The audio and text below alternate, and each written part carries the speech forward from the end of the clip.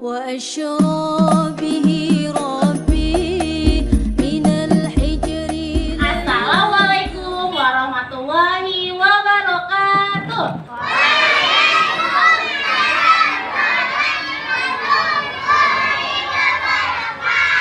Masya Allah, kalau lomba tentu saja anak soleh-soleha juara. Keren. Sekarang yang paling keren, lomba ayah bunda dan soleh-soleha. Siapa yang duduknya paling rapi? Semangat, jawab salam yang paling semangat soleh-soleha. Duduk rapi, ternyata yang menang ayah bunda. Wah, keren. Skornya satu sama ya. Satu sama. Sekarang siapa yang bisa paling semangat dan banyak senyum sampai akhir? Jangan ketawa, senyum. Bismillahirrahmanirrahim. Rabbi sholli sadri wa yassir li amri wahlul 'uqdatam min lisani yafqahu qawli. Asyhadu an la ilaha illallah wa asyhadu anna Muhammadar Rasulullah. Alhamdulillahirabbil alamin. Segala puji bagi Allah Rabb semesta alam yang alhamdulillah Allah berikan lagi kesempatan kita hari ini dalam keadaan sehat. Sehat, alhamdulillah. Bahagia. Bahagianya jangan gitu. Anak soleh-soleha bahagia? Ayah bunda bahagia? Bahagia. Alhamdulillahirabbil alamin. Allah izinkan kita hari ini dalam keadaan sehat, dalam kondisi Islam, berkumpul di tempat yang mulia ini ya insyaallah. Serta salam tak lupa kita curahkan kepada suri tauladan kita Nabi Muhammad Sallallahu Alaihi Wasallam beserta keluarganya dan juga para sahabatnya. Sebelum lanjut, saya mau baca pantun. Ini berguru dari Bunda Azizu. Mohon dimaklum jika ada bacaan yang salah. Assalamualaikum warahmatullahi Ibu.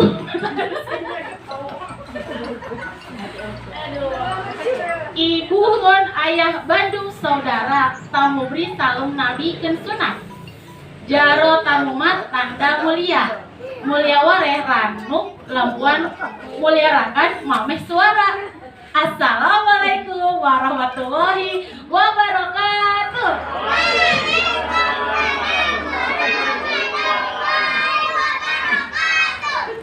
Udah pasti 80%.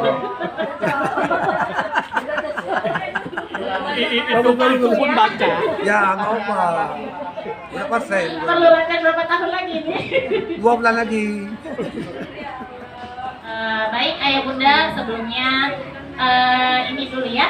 Mari kita buka dulu dengan membaca ta'awuz dan basmalah bersama-sama.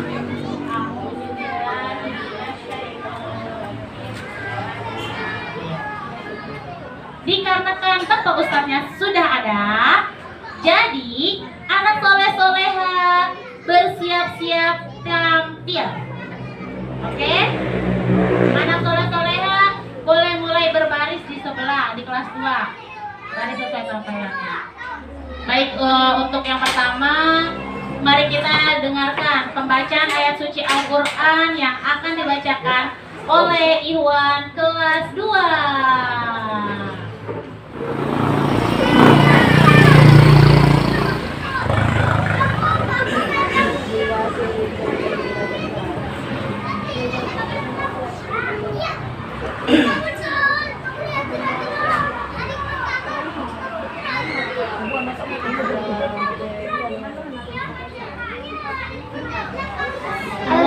Assalamualaikum warahmatullahi wabarakatuh.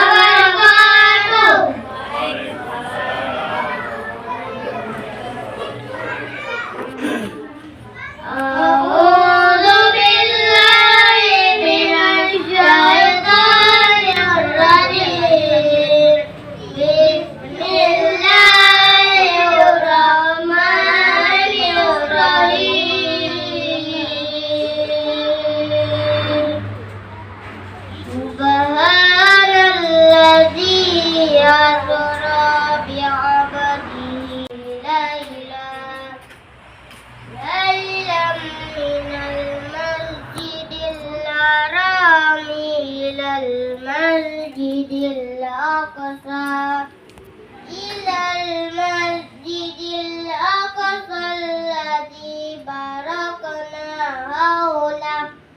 haulahu linuriyahu min ayatina innahu huwas samiul basir wa atayna Musal kitaba wa ja'alnahu hudan li bani Israila alla tattakhidhu min duni wakila dzurriyyatan man hamalna ma'anu innahu kana abdan syakura. Sadaqallahul azim. Aku berlindung kepada Allah dari godaan setan yang terkutuk dengan nama Allah yang Maha Pengasih, Maha Penyayang. Maha suci Allah yang telah memperjalankan hamba-Nya Muhammad pada malam hari dari Masjidil Haram yang telah kami berkahi sekeliling agar kami perlihatkan kepada sebagai tanda-tanda kebesaran kami. Sesungguhnya Dia Maha mendengar, Maha melihat. Dan kami berikan kepada Musa kitab Taurat, dan kami jadikan petunjuk bagi Bani Israil dengan firman, janganlah kamu mengambil pelindung selain aku. Wahai keturunan orang yang kami bawa bersamamu, sesungguhnya dia Nuh adalah hamba Allah yang banyak bersyukur. Maha benar Allah dengan segala firman-Nya. Wassalamualaikum warahmatullahi wabarakatuh.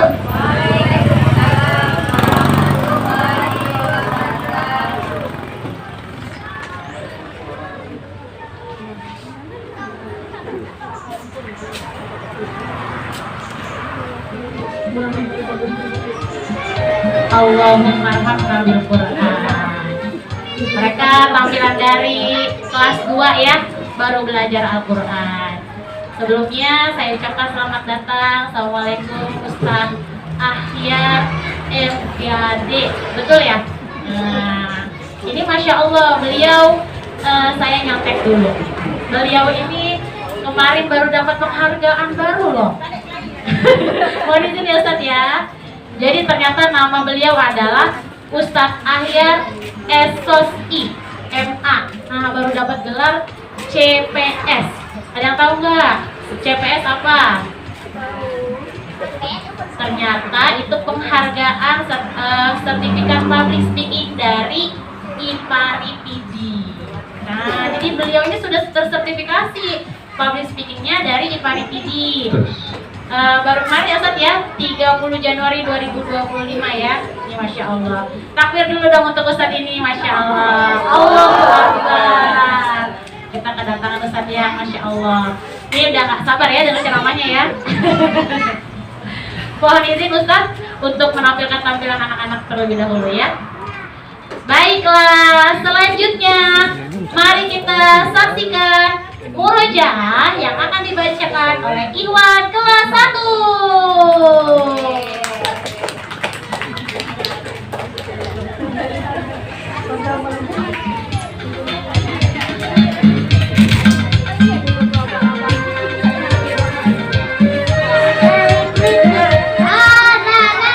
Waalaikumsalam warahmatullahi wabarakatuh.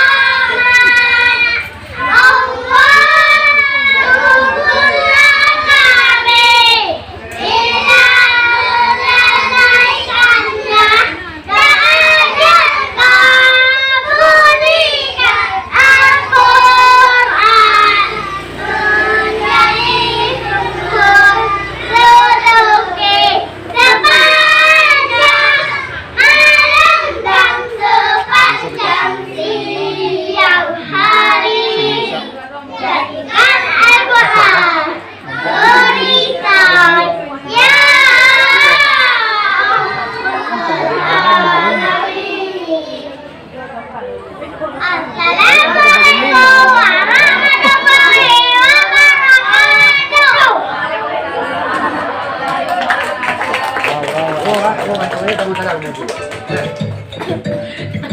Masya Allah. Itu ya kalau Iwan saking semangatnya sampai loncat Allahumma Quran. Alhamdulillah. Oh iya, baiklah. Iwannya sudah tampil semua. Berarti sekarang tampilannya siapa? Anak perempuan Awan. Baiklah, marilah kita saksikan tampilan dari Awan. Tepuk tangannya mana?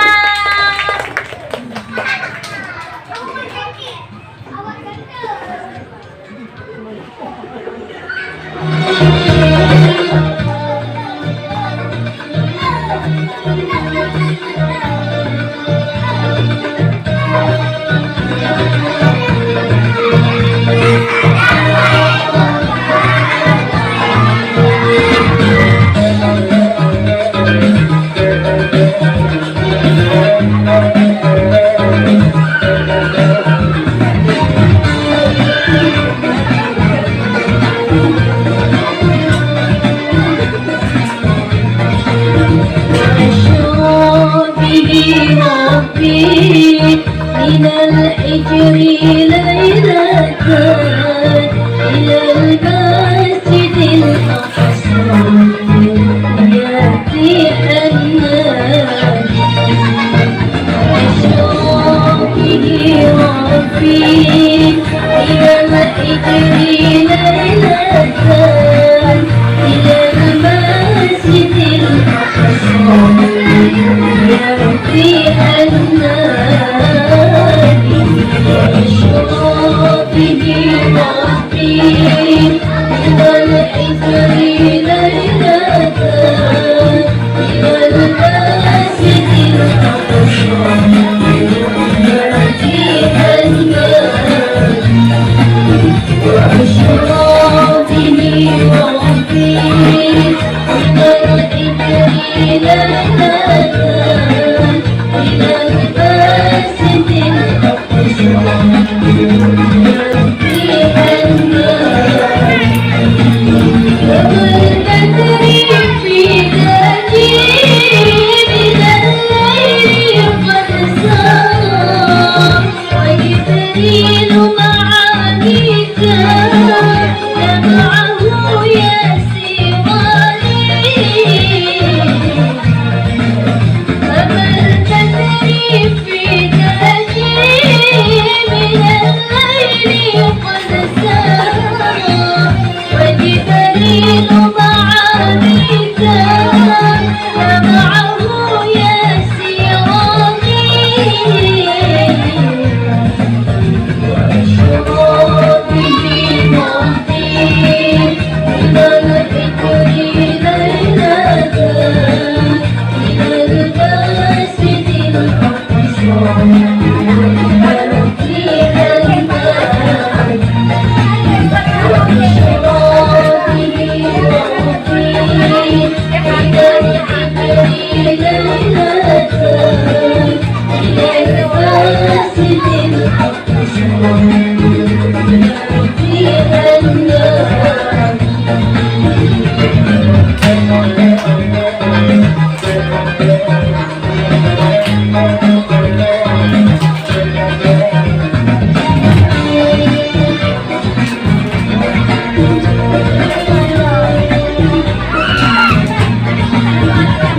ومتألف في البيت مقصد في جميعا له الحسن والأفنان مع كل روحان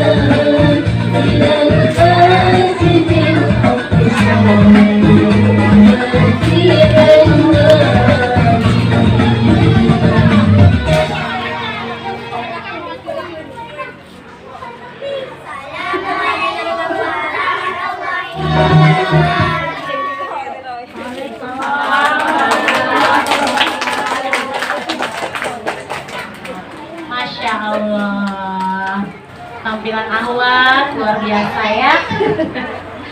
Baiklah ayah bunda,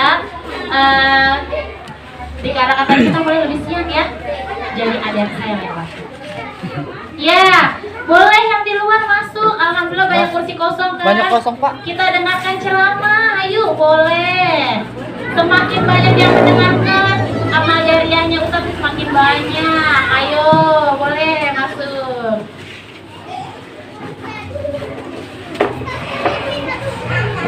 Baik ayah bunda, sebelumnya yang saya hormati Pak Kecik Rambayan Leng, Bapak Asnawi yang belum hadir, kemudian Bapak Teguh Imam Mustafa Kamal, kemudian founder Yayasan Anabil Permata Bangsa Ustadz Didi Mulyadi STSPDI yang hari ini masih belum bisa juga datang ke sini karena di Tangerang masih padat agendanya.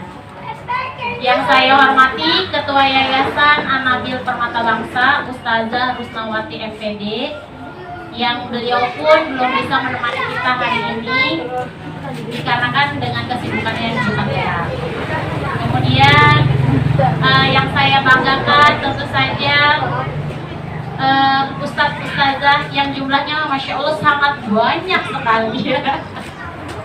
Sangat banyak sekali, saking banyaknya setiap acara selalu Allah kirimkan bantuan. Para bidadari-bidadari bidadari-bidadari ini orang tua murid yang luar biasa senantiasa support kegiatan sekolah anak soleh-soleha.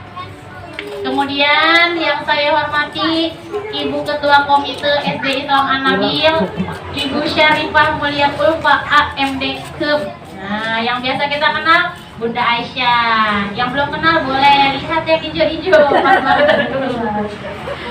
Kemudian yang saya hormati Bapak Sekretaris Komite, Bapak Haji Teguh Murdani SPDI.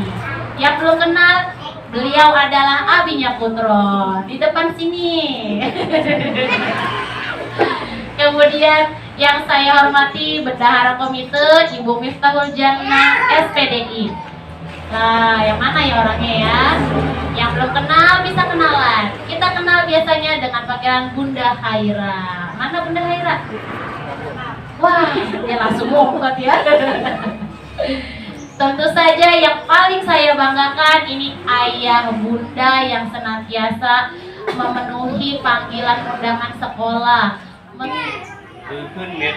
Kalau Anabil ini adalah yayasan titisan ataupun perpanjangan dari Yayasan Al-Fatah yang lebih besar, ataupun melanjutkan pendidikan yang kita harapkan bersama.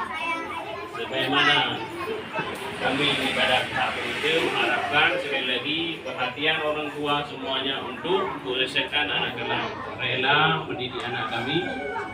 Semoga dengan kita hari ini bersama di sini mengikuti acara yang kita adakan ini, kita semua dengan memperingati Isra Mi'raj pada tahun ini menjadi sebagai mengingat kembali kepada kita semua yang bahwa kita umat Islam ini ada salah satu momentum ataupun ada salah satu agenda tahunan di mana yang sehari-hari kita lakukan 5 waktu. Setelah 5 waktu ini adalah hari ini kita peringatinya Isra Mi'raj. Dengan kita memperingati ini, semoga apa yang kita kerjakan ataupun salat 5 waktu yang kerjakannya dapat kembali. Marilah kita sambut Ustadz Ahyar. Takbir! Silakan Ustadz.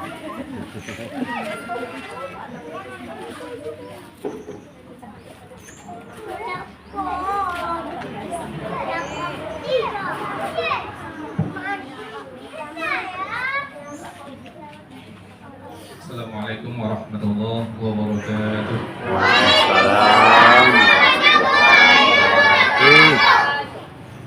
Hamdan wa syukran lillah, salatan wa salaman ala rasulillah wa ala alihi wa sahbihi wa man tabi'a wa awwala, amma ba'd.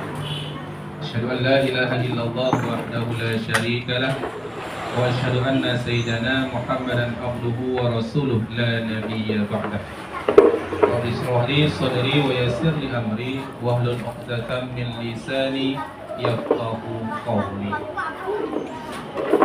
Adik-adik, nak sehat nak? Sehat? Mana anak sehat? Anak cerdas mana anak cerdas? Mana anak cerdas? Anak cerdas, anak hebat mana anak hebat? Cerdas hebat lagi ya. Oke. Izin Bapak Ibu semuanya, para ustaz ustazah. Ini kayaknya ustazah saya harus pakai bahasa Indonesia ya. Tambah repot juga ini ya. Masalahnya kalau bahasa kami yang nggak Tapi nggak apa-apa kalau ustazah nggak ngerti, nggak apa-apa karena ustazah udah banyak ilmunya. Tadi pun saya lihat ustazah ngomongnya saya ini udah yang udah punya sertifikat ini. Baik Bapak Ibu semuanya rahimakumullah, sama-sama kita panjatkan puja puji kehadirat Allah Subhanahu wa taala. Hari ini atas kudrah dan iradah Allah, taufik dan hidayah, maunah serta inayah daripada Allah Subhanahu wa taala, Allah yang mempertemukan kita pada tempat yang sangat mulia. Ya, kita tahu sama-sama majelis pendidikan itu, lembaga pendidikan itu merupakan salah satu tempat yang diridhoi oleh Allah Subhanahu wa taala, tempat yang mulia. Jangankan hadir ke sini, berjalan aja kita dari rumah sudah diberikan pahala. Belum hadir, baru kita dari rumah berjalan mau ke tempat pengajian, mau ke lembaga pendidikan, itu sudah diberikan pahala.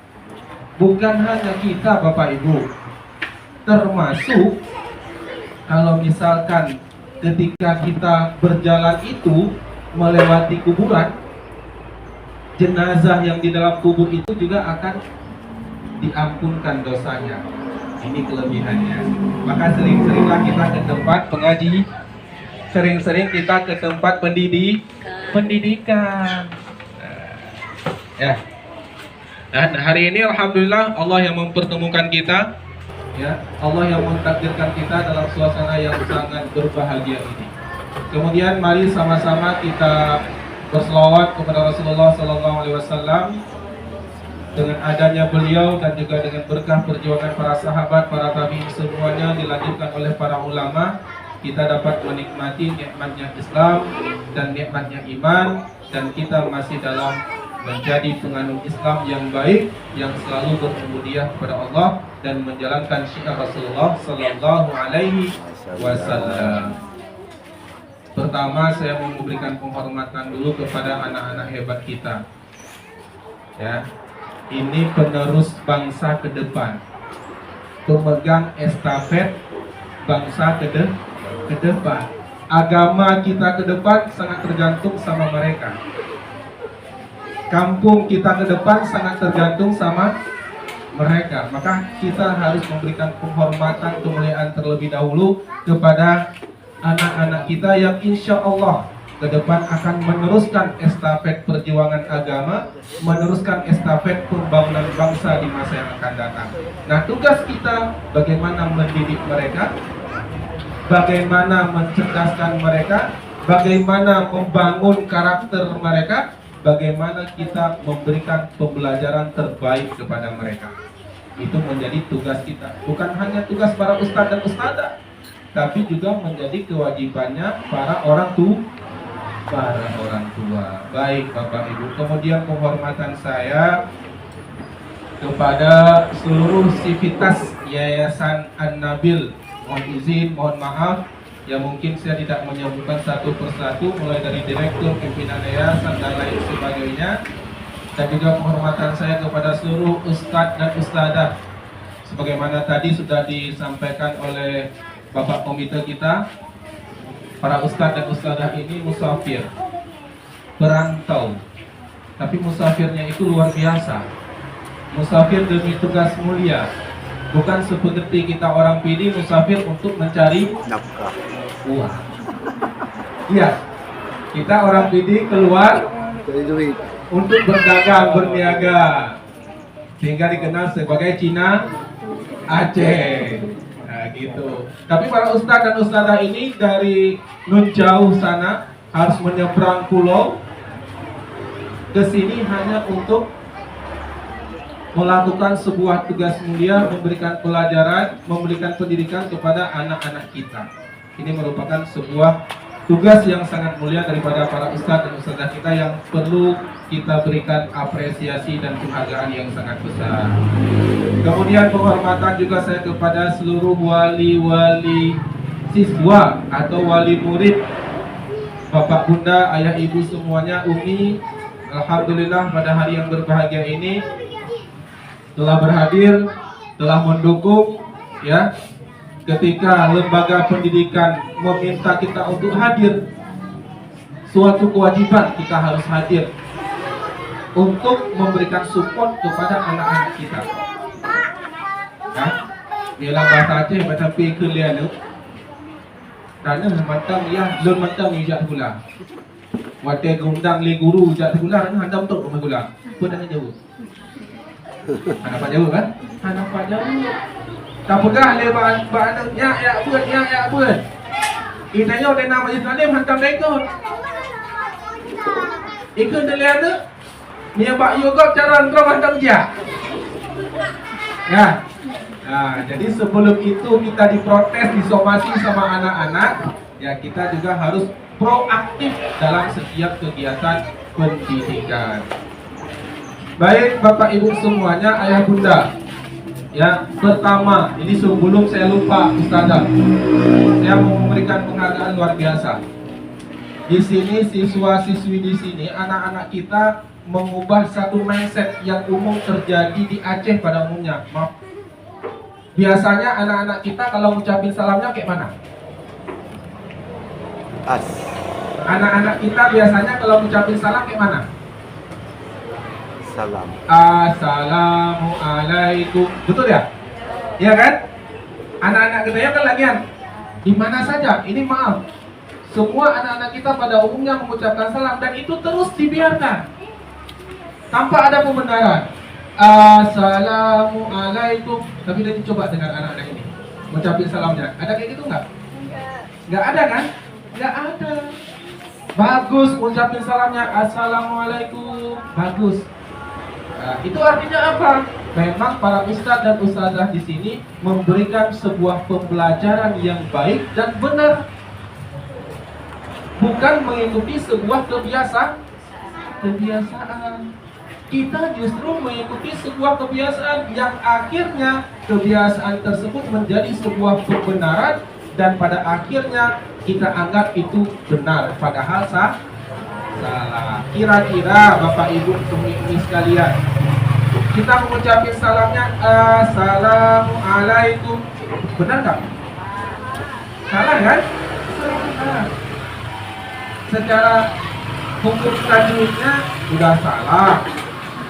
Yang nggak dipanjangkan justru dipanjangkan. Jadi kalau itu kita buat terus pembiaran, kita benarkan, nggak kita open, hanya ada promosi, yang pada akhirnya anak akan terbentuk kebiasaan yang kemudian akan dibawa sampai usianya remaja. Ya, ini satu hal yang sangat sederhana, satu hal yang mungkin kecil di hadapan kita, tapi ini merupakan sebuah prestasi yang sangat luar biasa. Baik Bapak Ibu sekalian. Nah, halo. Ini sebutannya ikhwan sama akhwat ya? Iya.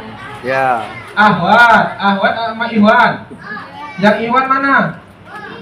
Semuanya namanya Iwan. Enggak. Iwan di belakang Iwan juga.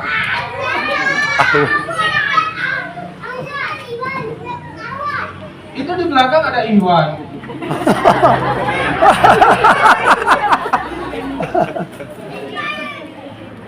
Awalnya yang mana awalnya? Ini ya, masih kecil udah cantik-cantik ya. Oke, yang belakang awal semua. Emang namanya awal semua? Bukan. Tapi dipanggil Ahwat gitu. Ya, gitu ya. Baik, sebentar Bapak Ibu, saya mau sama anak-anak dulu. Kira-kira ulang tahun apa itu? Hah? Enggak lah, ulang tahun Nabi. Ulang tahun Al-Quran kapan?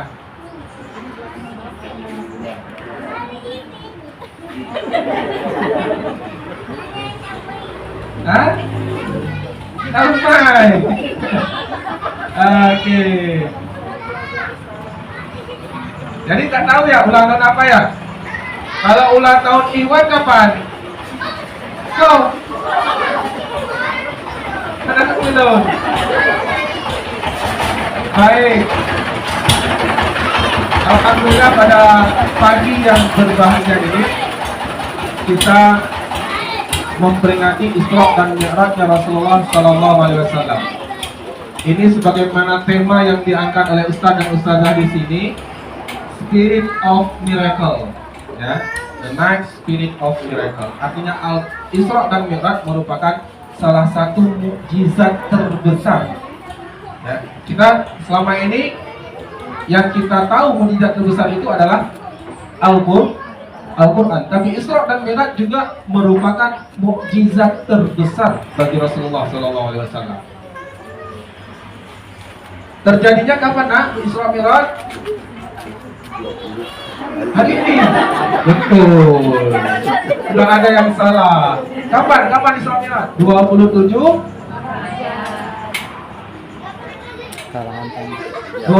Rajab ya. 27 Rajab. Kita dapat perintah apa di Isra Mi'raj?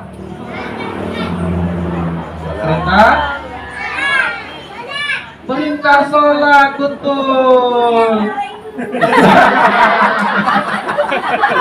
Ternyata dia dengar bocoran dari bisikan dari luar ya. Bisikan dari luar. Baik. Bapak Ibu Umi sekalian yang saya muliakan, ya. Peristiwa Isra dan Mi'raj Rasulullah Sallallahu Alaihi Wasallam terjadi pada malam 27 Rajab. Ketika Nabi sedang beristirahat di rumahnya, Jibril datang memberitahukan kepada Rasulullah bahwa Rasulullah mendapat undangan khusus dari Allah Subhanahu wa taala untuk berjumpa langsung dengan Rasulullah. Nah, ternyata Rasulullah itu mau dihibur oleh Allah Subhanahu wa taala. Nah, ini harus menjadi pembelajaran untuk kita. Karena sebelum peristiwa Isra dan Mi'raj, Rasulullah mendapatkan cobaan yang besar. Pertama, cobaannya pamannya, yaitu Abu Thalib, meninggal. Pamannya itu yang selalu membela dan berada di garda terdepan Rasulullah. Orang-orang Quraisy itu nggak berani menyentuh Rasulullah, nggak berani untuk menghina, menghujat secara terang-terangan Rasulullah. Kalau ada Abu Thalib, pasti dibantainya sama Abu Thalib. Yang kedua, peristiwa yang membuat Rasulullah sedih adalah meninggal istrinya Khadijah. Siapa yang jawab tadi? Pintar. Ya? Poppy. Meninggal istrinya Khadijah. Khadijah itu luar biasa, Bapak Ibu sekalian. Perempuan yang sangat luar biasa, sehingga Rasulullah SAW sering menyebutkan, dia adalah seorang perempuan yang telah beriman kepadaku di saat orang lain kufur. Dia adalah seorang wanita yang selalu membenarkan aku di saat orang lain menyalahkan aku. Dia adalah seorang wanita yang selalu menghiburku di saat orang lain menjelek-jelek dan menghina aku, kata Rasulullah. Dia adalah seorang wanita yang selalu berada di depan untuk membantuku ketika orang lain meninggalkan aku. Itu kata Rasulullah SAW. Maka sangat wajar ketika Khadijah meninggal dunia, wafat, Rasulullah sangat merasa kehilangan. Mulai panas. Sifat manusiawinya Rasulullah itu muncul. Siapa lagi yang akan membiayai dakwahku, kata Rasulullah. Selama ini dakwah Rasulullah dibiayai oleh Khadijah. Kekayaan Khadijah itu 2/3 kota Mekah loh. 2/3 kota Mekah kekayaan Khadijah. Tapi semuanya habis untuk mendukung dakwahnya Rasulullah sampai ketika Khadijah wafat tidak ada harta untuk membeli kain kafannya.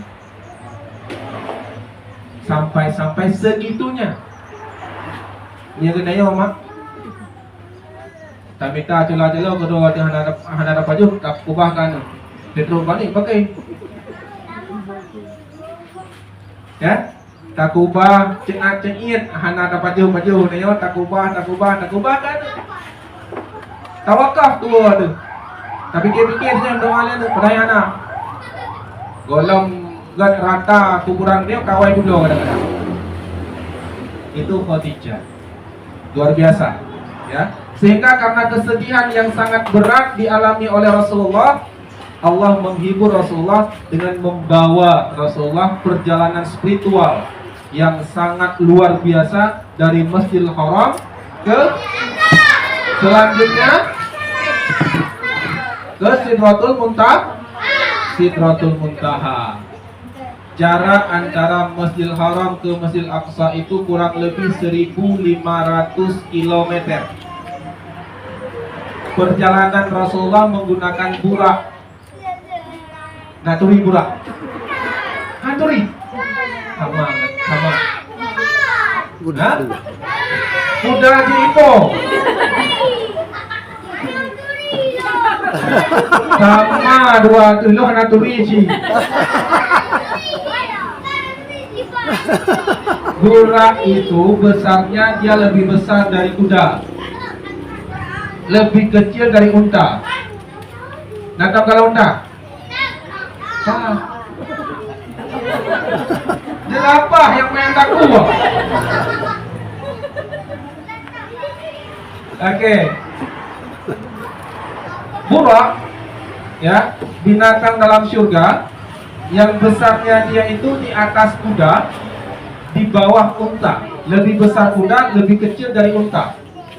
Dia berwarna putih seperti cahaya. Maka jangan heran perjalanan Rasulullah ke Masjidil Aqsa dari Masjidil Haram, kecepatannya itu kedipan mata. Taklek ada mata kaduk sejak Rasulullah. Jangan heran. Dan itu sudah ilmiah. Karena burak itu adalah cahaya. Kecepatan cahaya 300 km per detik. 300.000 km per detik.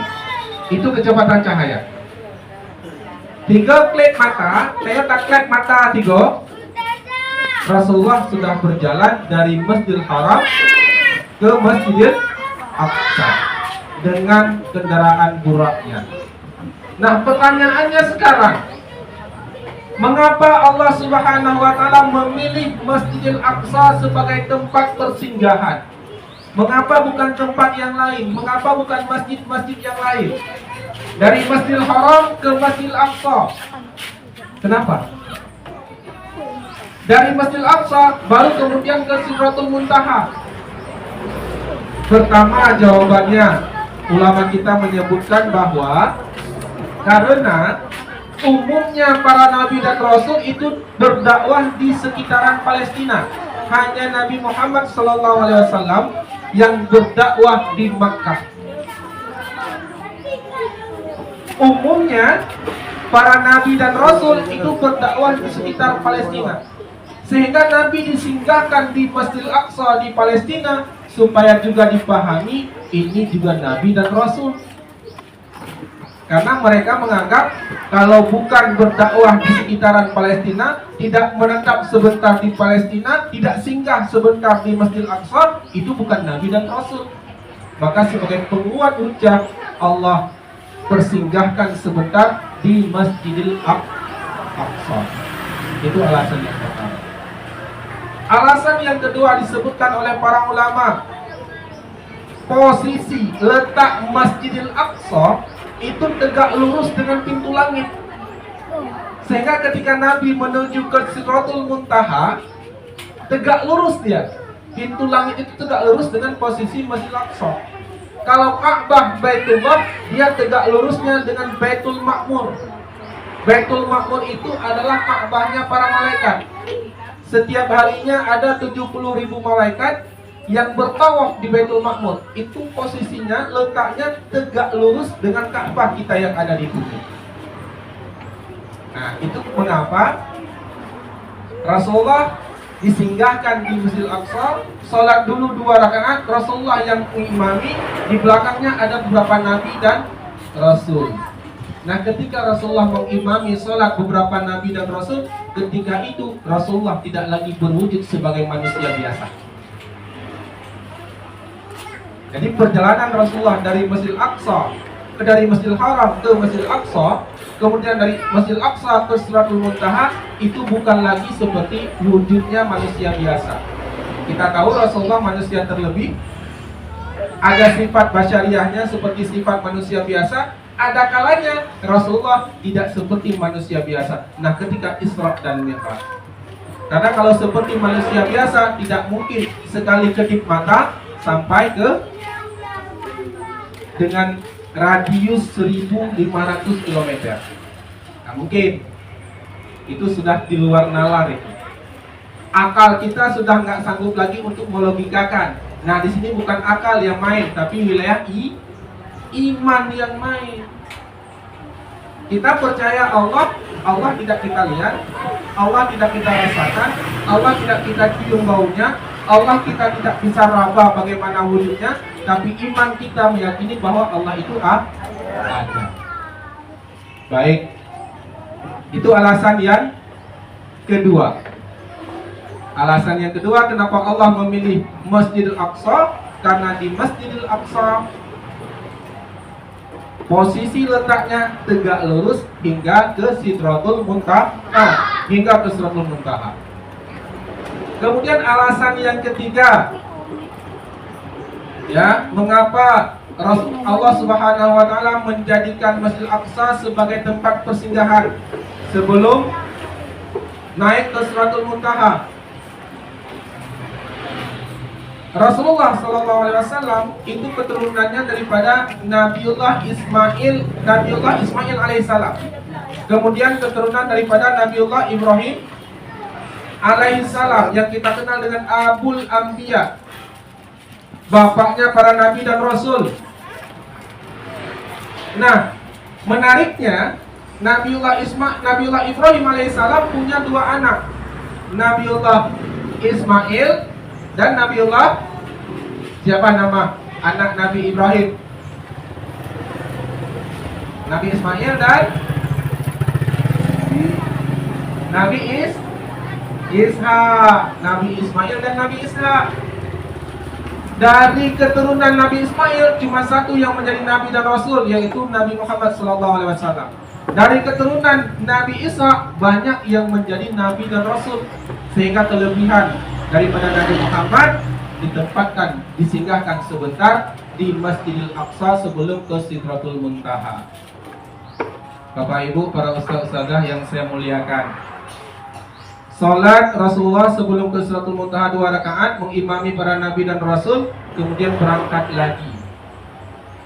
Ada pula ulama yang menyebutkan bahwa Masjidil Aqsa itu jadi pusatnya Yaumil Mahsyar nantinya, sehingga kita mendengar ketika Rasulullah perjalanan Mi'raj dari Masjidil Aqsa ke Sidratul Muntaha, diperlihatkan oleh Allah beberapa siksa orang yang dalam neraka.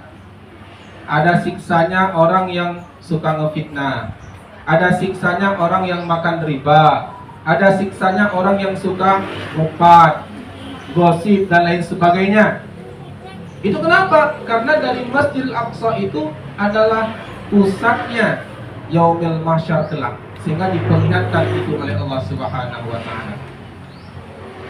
Kemudian lanjut Rasulullah ke Sidratul Muntaha bersama dengan malaikat Jibril. Di pintu langit yang pertama jumpa Rasulullah dengan Nabiullah Adam alaihissalam, mengucapkan salam kepada Nabiullah Adam. Diberitakan oleh Jibril, wahai Muhammad, di langit pertama kita akan berjumpa dengan Nabiullah Adam, ucapkan salam kepadanya. Nabiullah Adam juga membalas salam. Langit kedua jumpa lagi dengan nabi yang lain, sampai langit yang ketujuh jumpa dengan Nabiullah Musa alaihissalam. Nabiullah Musa itu satu-satunya nabi yang sangat cemburu dengan Nabi Muhammad. Ben mungkin nabi yang cemburu. Nabiullah Musa satu-satunya nabi yang sangat cemburu kepada Nabi Muhammad. Cemburunya cemburu yang baik, bukan cemburu iri dengki, bukan. Cemburu yang baik. Kenapa cemburunya? Sampai-sampai Nabiullah Musa alaihissalam meminta kepada Allah, ya Allah jadikan aku umat Muhammad. Segitunya. Pertama yang dicemburui oleh Nabiullah Musa adalah umat Muhammad lebih banyak daripada umat-umat Nabi yang lain. Itu yang dicemburui oleh Nabi Musa.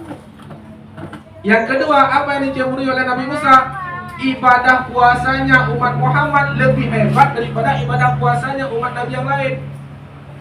Nah, kita ini menjelang Ramadan ya. Ini udah Sya'ban, insya Allah nggak lama lagi kita jelang Ramadan. Dalam bulan Ramadan malamnya ada ibadah khususan untuk kita. Ibadah apa namanya? Salat tarawih. Itu tidak disyariatkan kepada umat Nabi yang lain. Maka Nabi Musa itu cemburu sampai protes pada Allah. Kenapa kepada umat yang lain tidak disyariatkan ibadah tarawih? Kenapa toh pada umat Muhammad disyariatkan tarawih?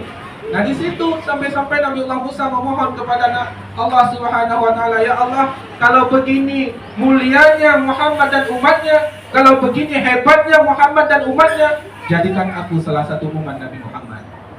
Sallu ala Nabi. Ya. Luar biasa kelebihan Nabiullah Muhammad sallallahu alaihi wasallam. Kemudian setelah berjumpa dengan Nabi Musa alaihissalam, Jibril pamit.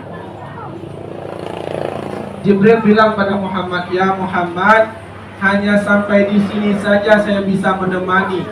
Seterusnya silakan datang sendiri menjumpai Allah Subhanahu wa taala.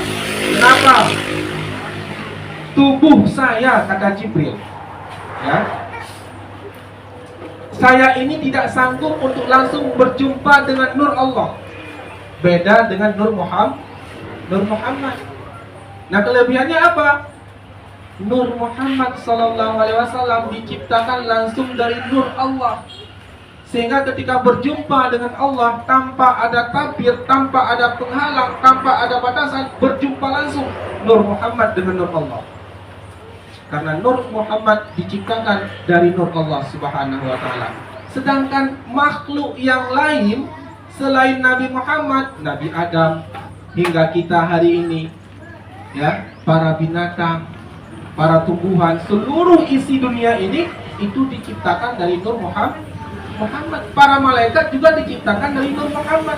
Makanya malaikat Jibril berhenti di langit ketujuh, tidak ikut menemani sampai ke Sidratul Muntaha karena tubuhnya ataupun bentuknya tidak sanggup mengimbangi luar biasanya nur Allah Subhanahu wa taala. Umpama kita dekat dengan matahari, terbakar nggak tubuh ini? Terbakar ya. Jangankan dengan matahari, dekat api saja bisa terkelupas ini kulit. Apalagi dengan matahari. Nah, begitu juga kenapa Jibril malaikat tidak langsung menemani sampai ke Sidratul Muntaha, karena memang tubuhnya tidak sanggup untuk mengimbangi nur Allah Subhanahu wa taala. Bapak Ibu rahimahumullah, para ustaz ustadzah, adik-adik tercinta, apa yang diperintahkan ketika Rasulullah berjumpa dengan Allah? Salat, betul. Allah memerintahkan salat, ini salah satu kehebatannya lagi. Puasa, Allah perintahkan melalui firman-Nya, malaikat Jibril yang bawakan kepada Rasulullah. Zakat, haji melalui malaikat Jibril, wahyu disampaikan pada Rasulullah. Tapi salat langsung Allah menyerahkan secara langsung kepada Nabi Muhammad. Tidak melalui perantaraan malaikat Jibril. Di saat Rasulullah menjumpai Allah Subhanahu wa taala, perkataan pertama yang keluar dari mulut Rasulullah adalah apa? Apa kira-kira? Siapa yang rajin sholat? Siapa yang bisa baca tahiyat? Ayo, siapa? Siapa?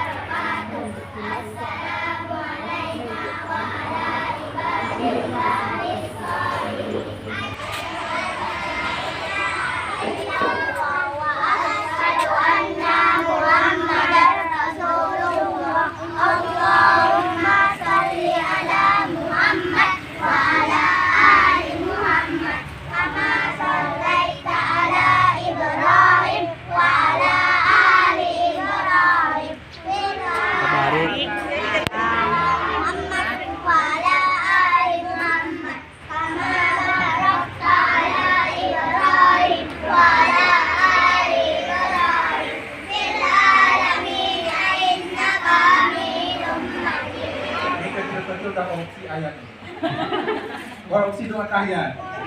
Nak, siapa yang ngajarin, nak?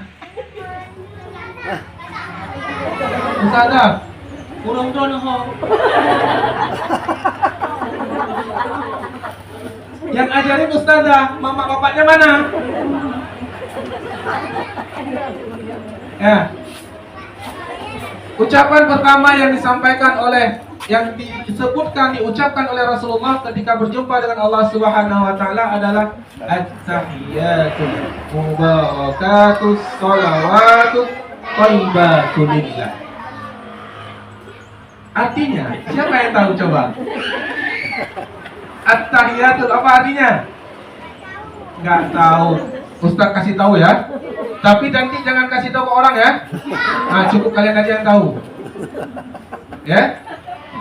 Artinya segala penghormatan, at-tahiyatul mubarakatus, keagungan, sholawatu, rahmat, kemuliaan, ya, thayyibatulillah, dan semua kebaikan itu hanya milik Allah.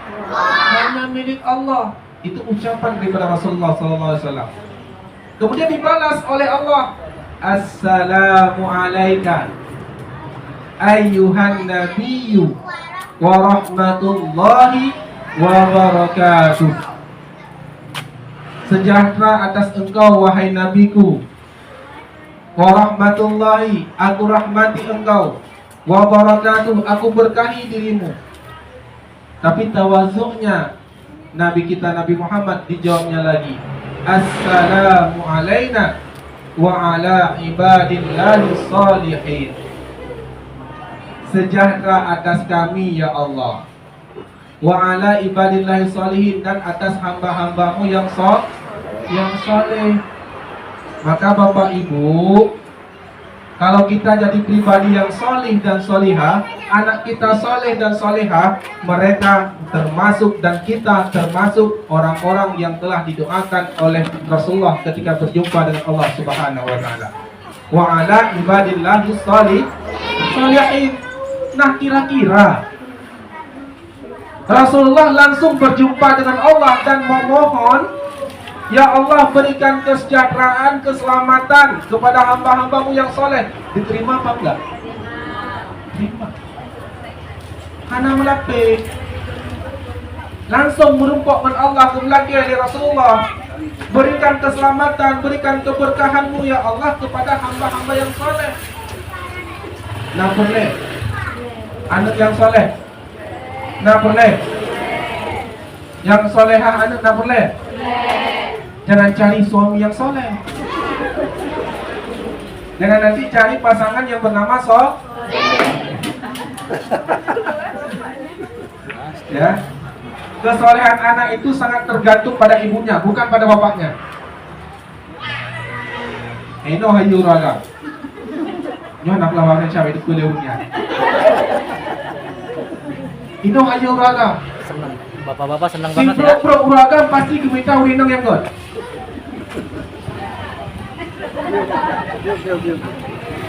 Ya. Si pro uragan pasti gemita urinong yang god. Sebaliknya noh ini. Nah, kalau mau anaknya soleh, amalkan doa yang selalu diucapkan oleh Nabiullah Ibrahim alaihissalam. Dalam surah As-Saffat, sebelum Nabiullah Ibrahim alaihissalam dianugerahkan Nabiullah Ismail alaihissalam dan Nabiullah Isa alaihissalam, jauh sebelumnya Nabiullah Ibrahim alaihissalam selalu mengucapkan doa kepada Allah, Rabbi habli minas sholihin. Itulah jawabannya mengapa keturunannya Nabiullah Ibrahim alaihissalam banyak yang menjadi nabi dan rasul, karena doanya Rabbi habli minas sholihin. Nah, kira-kira Anda baca doanya? Daripada ada kegau, kita baca doanya. Daripada ada mumpat kegau, meri udah memper dah begah. Mu'oh lewat, mu'oh tak turun. Ya? Melikut tak turi yang udah. Melikut tak tepun yang ibadah begah. Daripada kita tanya justru taupat kegau, takut kegau, tak pegang kegau yang ganggan, lebih baik katanya selalu berucap pada Allah, Rabbi habli minas sholihin, Rabbi habli minas sholihin. InsyaAllah kalau bukan anak kita yang soleh-solehah, anak keturunan kita, cucu kita, cicit kita nantinya akan menjadi generasi-generasi yang soleh dan solehah. Amin. Itu bahagian daripada doa. Usaha juga harus ada. Baik berdoa mudah-mudahan Rabbi habli minas sholihin, anu anak aja pada pak bukan.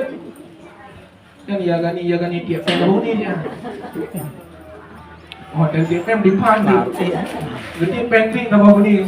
Jadi kem. Okey. Baik Bapak Ibu yang dimuliakan Allah Subhanahu wa taala. Allah memerintahkan kita pada Isra dan Mi'raj itu adalah salat. Berapa rakaat?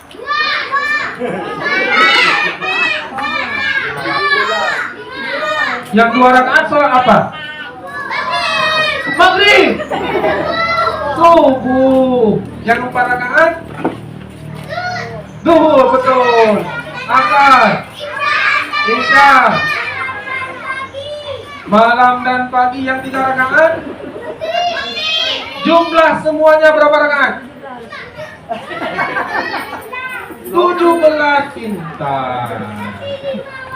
Betul 5 waktu. Maksudnya 5 waktu dia. 17 rakaat tapi 5 waktu. Awalnya berapa yang diperintahkan Allah? Ada 50 waktu. Ketika Allah Subhanahu wa taala memerintahkan pertama salat itu 50 waktu. Dalam sijum 2 jam pun hampir-hampir. 1 jam 20 1 hari 24 jam. Kalau kita bagi 2 48 50 belum nih 50. Turun Rasulullah jumpa dengan Nabiullah Musa. Muhammad, apa yang kau dapat daripada Allah? Salat Nabiullah Musa. Berapa waktu? 50 waktu. Muhammad balik. Iya. Muhammad balik kata Nabiullah Musa. Minta kurang. Umatmu tidak sanggup mengerjakan. Jangankan umatmu, umat saya saja yang lebih besar-besar orangnya nggak sanggup untuk mengerjakan. Balik Nabi Muhammad SAW. Turun lagi bagaimana Muhammad? Sudah dikirwaki Nabiullah Musa. Berapa tinggalnya? 10. Balik lagi Muhammad. Nggak bakalan sanggup dikerjakan. Balik lagi Nabi Muhammad. Pulang lagi. Berapa Muhammad tinggal? 5 Nabiullah Musa. Balik lagi Muhammad. Nabi Muhammad menjawab, saya nggak sanggup lagi untuk balik Nabiullah Musa. Saya sudah pasrah, sudah terima, legowo saya.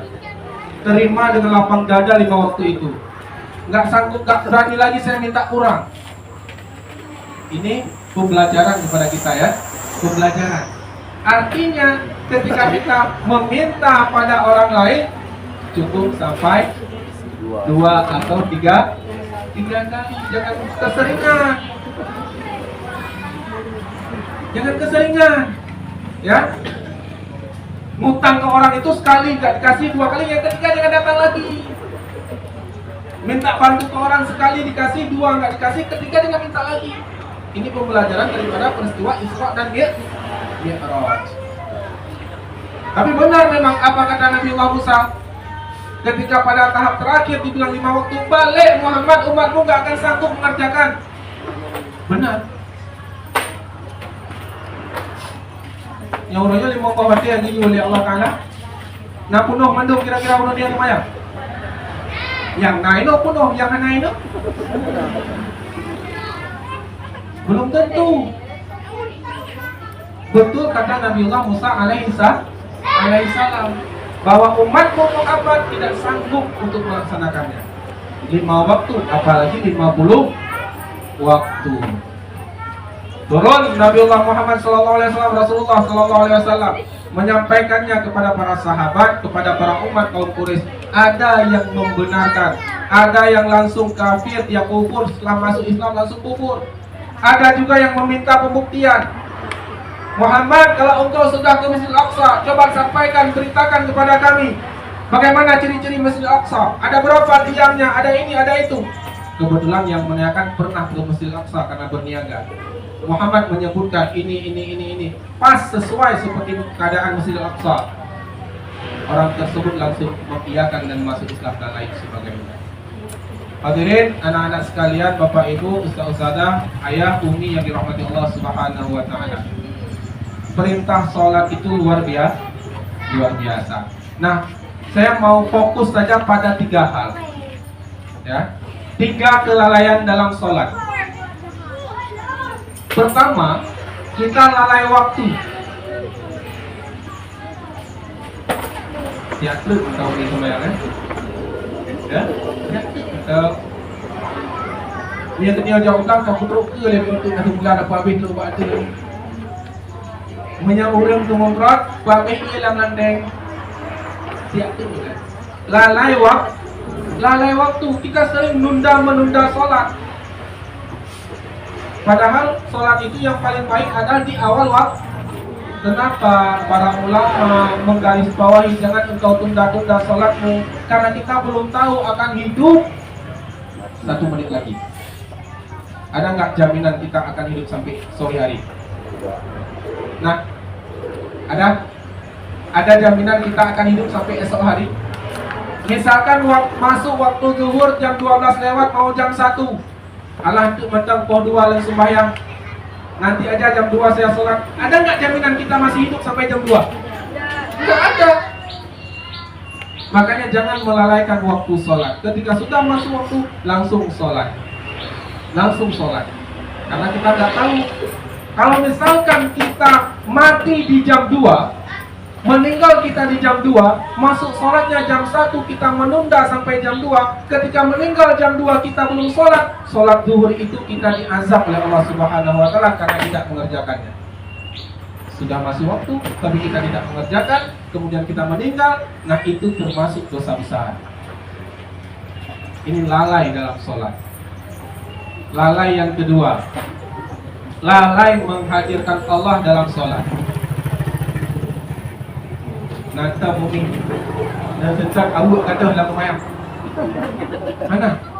Dompet? Nah kan? Hana mumpat duduk dompet. Ada ini Ustazah. Kita di sini ada sebuah jok. Ya. Kalau barang hilang itu paling ampuh dicari dalam sholat.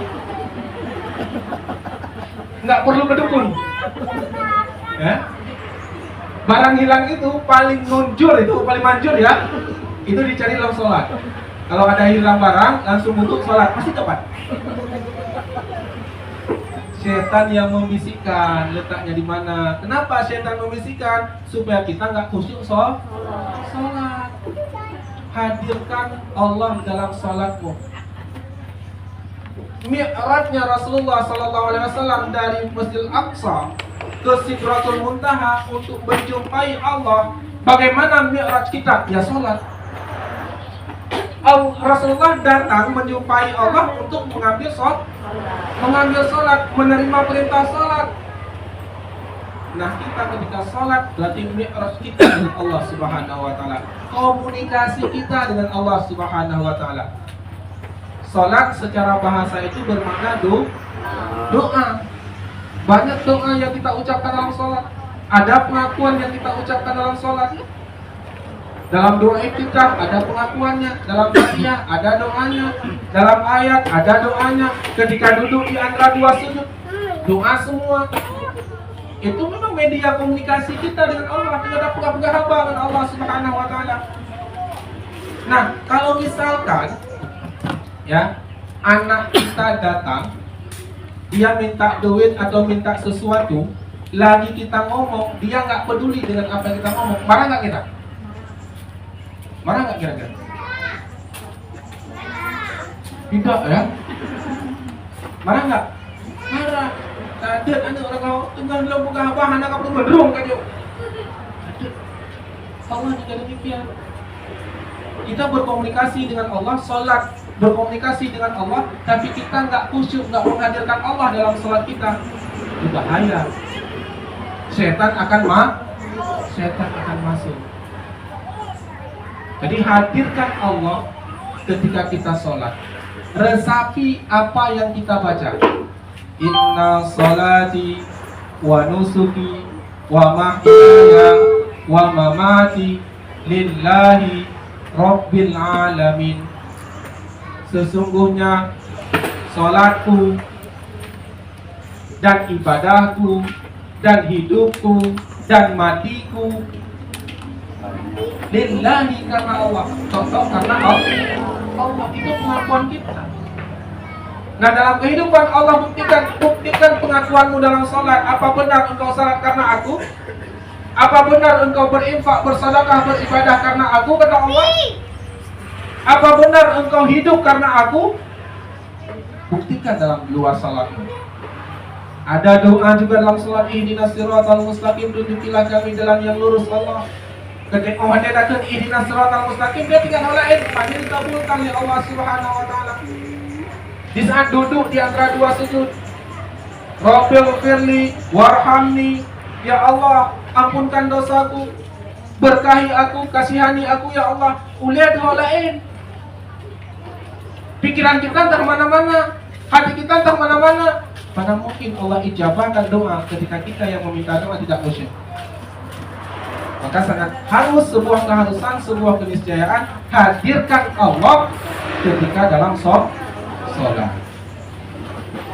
Yang ketiga, lalai kita adalah tidak membawa sholat dalam kehidupan sehari-hari. Tidak membawa sholat dalam kehidupan sehari-hari. Di saat sujud, posisi kepala kita dengan posisi pantat, siapa yang lebih tinggi? Pantat. Lebih tinggi pantat. Dalam kehidupan sehari-hari punya capek ulian dia apa itu? Bunge. Tanggok ulian apa itu? Bunge.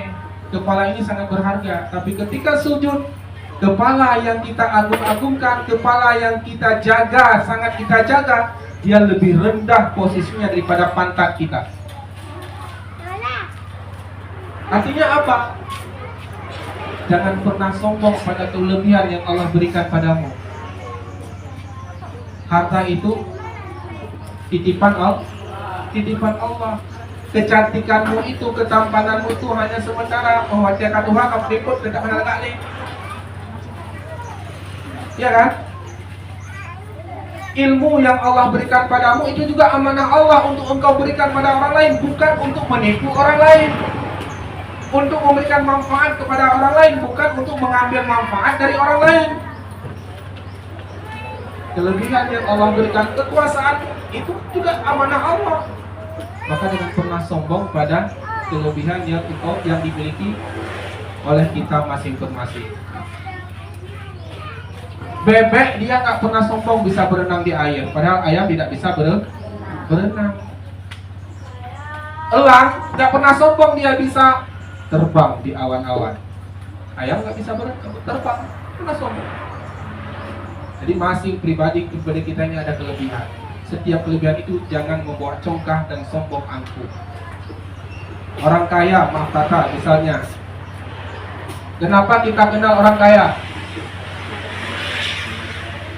Karena ada orang miskin. Kenapa kita kenal warna hitam? Karena ada warna putih. Kenapa kita kenal ada orang yang tinggi dan ada yang pendek? Karena ada lawannya.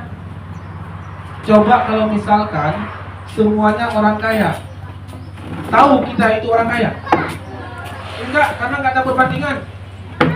Coba kalau misalkan semuanya berkulit putih, tahu kita berkulit putih? Enggak, karena tidak ada perbandingan di hitam. Jadi semua itu memang keseimbangan yang diciptakan oleh Allah Subhanahu wa taala untuk variasi dalam kehidupan. Saling kita melengkapi. Kadui uragam karena uinang. Aji nyuragam manduk kadepu tu nyuragam.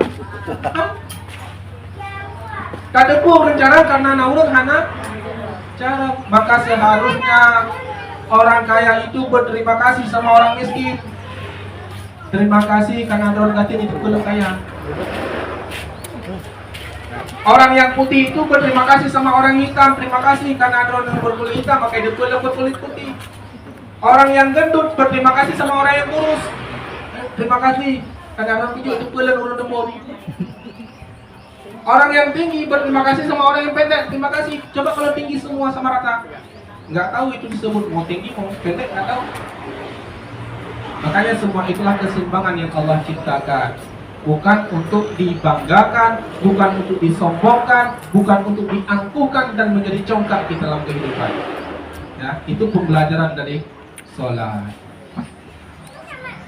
Pembelajaran dari sholat yang harus kita bawa dalam kehidupan pribadi kita masing-masing.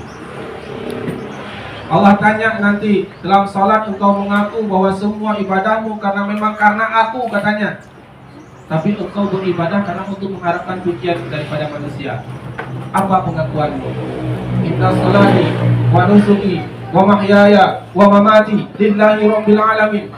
Tapi ketika engkau berinfak, ketika engkau bersedekah, kalau tidak dipuji engkau gak mau. Kalau tidak disebut namamu engkau gak mau. Baru kamu mau membantu orang ketika di hadapan orang banyak, ketika sendiri kamu gak mau. Itu artinya pengakuan kita itu dusta.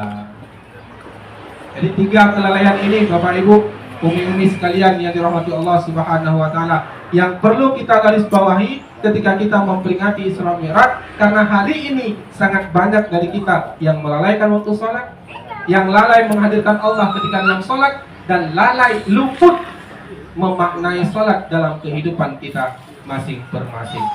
Semoga iktibar dari perjalanan Isra dan Mi'raj Rasulullah SAW, bagaimana Rasulullah Mi'raj berjumpa langsung dengan Allah, kita juga Mi'raj dengan menghadirkan Allah dalam salat kita. Dan kita menjadi hamba-hamba yang mulia, hamba-hamba yang bertakwa, dan pada akhirnya kita akan ditempatkan dalam surga Allah Subhanahu wa taala dengan mendapatkan syafaat daripada Rasulullah sallallahu alaihi wasallam. Amin.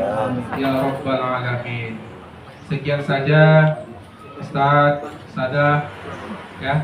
Ibu-ibu sekalian, bapak-bapak, semoga perjumpaan kita diberkahi Allah Subhanahu wa taala.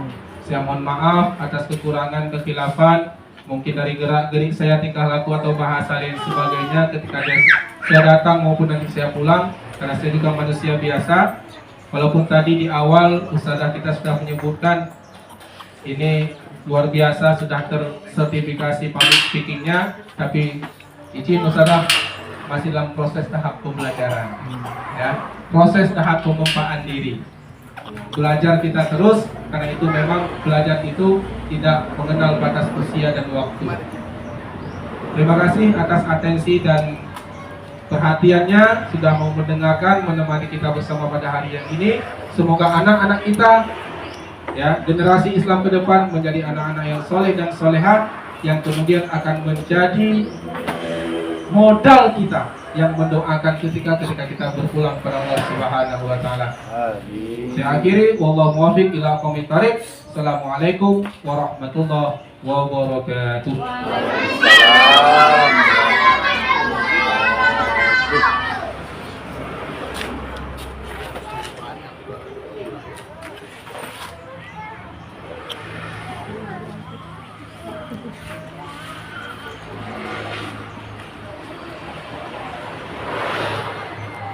Baik, Masya Allah ya. Pesannya, nih anak soleh soleha. Siapa yang tadi mendengarkan Ustadz Ahyar berceramah tentang apa?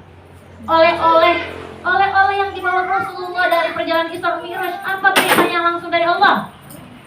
Apa? Sholat. Hah? Sebelum Rasulullah memohon sama Allah pertama kali, berapa rakaat sholat? 50 apa tuh? 50 apa rakaat apa 50 waktu? 50 waktu? Kira-kira 50 waktu seperti apa? Bisa nggak? Lalu siapa yang kasih tahu ke Rasulullah? Wahai Muhammad, umatmu tidak sanggup, kembali sana. Siapa yang nyuruh Rasulullah tadi? Allah. Siapa yang tadi dengarkan pasti bisa jawab. Hah? Ih, dengerin jawaban dari Andra. Apa, Andra? Siapa Musa? Nabimu. Umat kamu tidak sanggup, kembali. Katanya kembali. Disuruhlah. Berapa kali balik Rasulullah ke minta sama Allah? Berapa kali? 3 kali. Akhirnya kata Allah, berapa yang terakhir sholatnya berapa kali? Berapa waktu? 5 waktu. Berapa rakaat? 17 rakaat. Siapa yang bisa sholatnya sudah 5 waktu? Siapa yang sholatnya sudah 5 waktu? Siapa yang sudah 5 waktu sholatnya? Benar kamu dari 5 waktu. Sholat, apakah sholatnya 5 waktu? Tadi Ustadz bilang ada 3 hal yang paling utama tuh sholat. Apa yang pertama? Lalai apa? Ada 3 kelalaian. Lalai apa yang pertama? Lalai apa Kakak Putro? Lalai waktu. Siapa yang tahu kira-kira? Ayo muda boleh kalau tahu jawabannya. Lalai waktu maksudnya apa sih? Apakah si Aksa nih tidur bangun jam 7? Hah? Bangun jam 7 lalu langsung sholat subuh. Itu lalai waktu tidak ya? Kenapa dia dibilang lalai waktu? Wah, Kakak Putra keren. Melaksanakan sholatnya di luar waktunya ya. Jam berapa sih subuh? Jam 5 udah azan. Kata Ustazah ini azan sholat tahajud. Kalau di sini azan sholat tahajud. Jadi anak soleh-soleha belajar sholatnya di dalam waktunya. Kalau subuh bangunnya harus jam 4 boleh dong, keren banget. Kalau jam 4 sholat apa dulu? Sholat tahajud dulu boleh. Nanti dengan azan baru sholat subuh.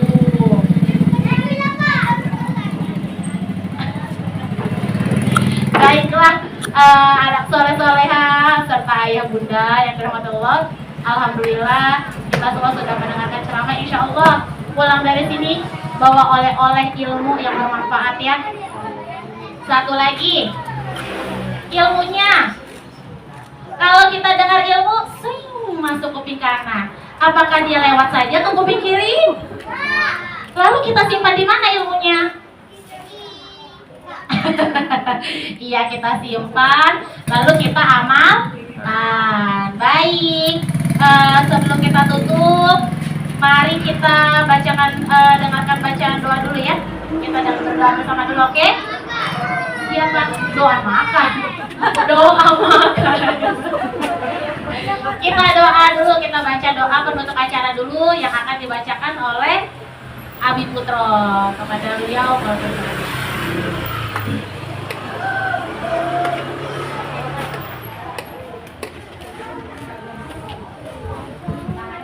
Mari sama-sama berdoa supaya acara kita mendapat berkah.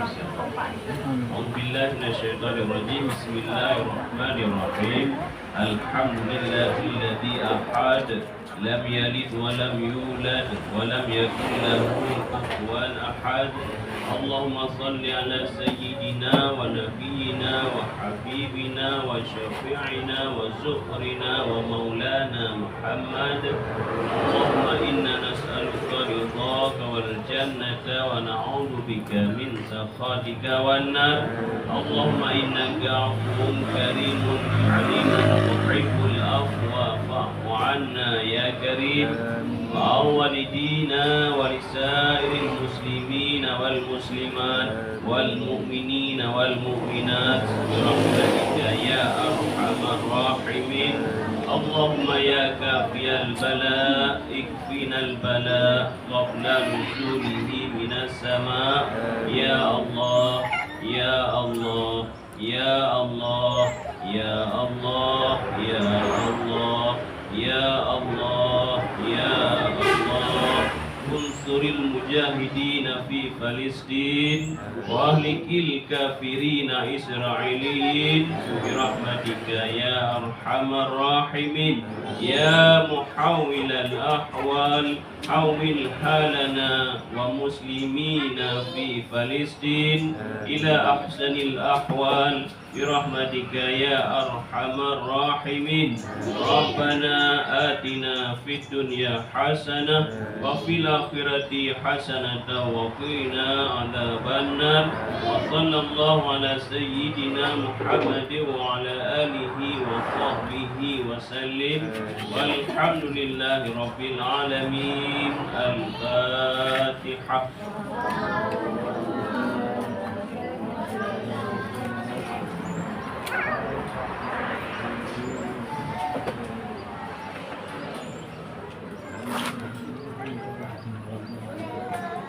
Baik, Abi Putro, terima kasih atas doanya.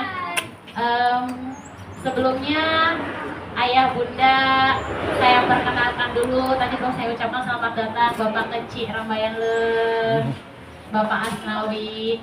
Mungkin mau menyampaikan sepatah dua patah kata? Gitu. Baik, alhamdulillah kita sudah membaca doa. Terima kasih atas kehadiran Ayah Bunda, kemudian Ustadz Ahyar, kemudian para warga, Bapak Kecil, dan yang lainnya yang sudah hadir. Anak soleh-soleha, terima kasih sudah bisa bersabar, Masya Allah. Mari kita tutup acara hari ini dengan membaca hamdalah bersama-sama. Alhamdulillah ya Rabbil Alamin. Kurang lebihnya mohon maaf. Wassalamualaikum warahmatullahi wabarakatuh. Waalaikumsalam.